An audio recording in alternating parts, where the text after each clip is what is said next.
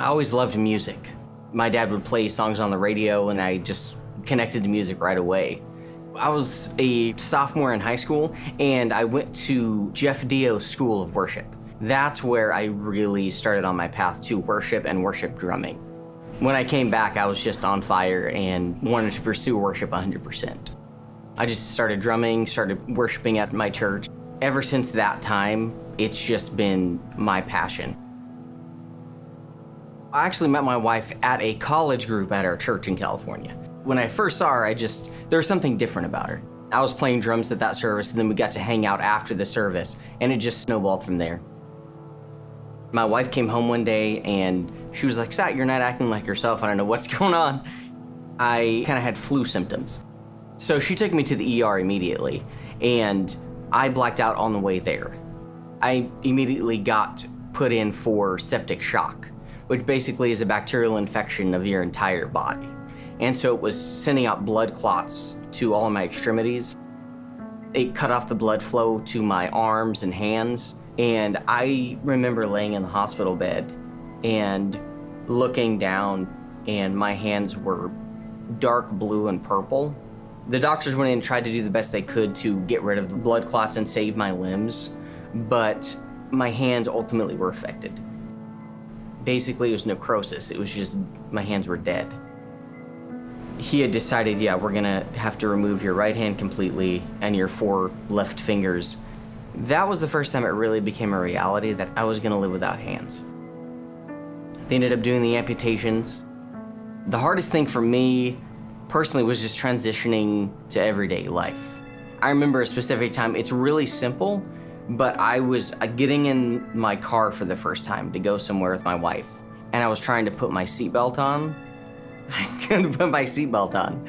I got very upset and I was crying, and I would ask God, why is this happening to me? What did I do to deserve this? And it was confusing for me because I knew so much that God had called me to be a worship drummer. I knew that. And I didn't really see how any good could come from this. It didn't make any sense. Why would you take away my hands? Something I used to worship and glorify you. I didn't know how I was gonna drum at all.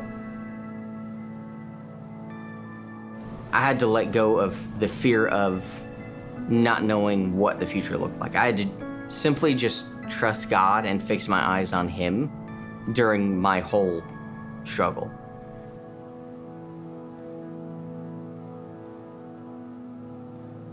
Holly encouraged me one day to go home and try and play drums. She used some tape and my drumsticks and taped them onto my nub and my hand, and I started playing drums again. And I remember thinking literally, okay, I can do this. And God just gave me encouragement right then and there. I have a plan for you. It's unraveling, and I am gonna use you, and I'm going to bring good out of this. From that point on, it was kind of like riding a bike again. I just hopped back on, and the first time I played at church again was with co-band sticks. I do remember being thankful that I still had my thumb. I am very lucky as well to have a wrist on my left hand. Wrist movement is very important with drumming. I'm very thankful that I drum the way I do now and that God made a new way for me to drum and actually drum better, which is, it's weird, but it's true.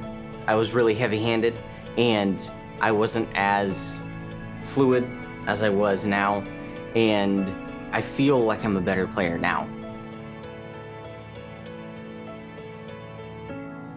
Your season might look bad right now, and it might look like it can't get any worse, and you're asking God where He's at, and you honestly feel like He's not there at all.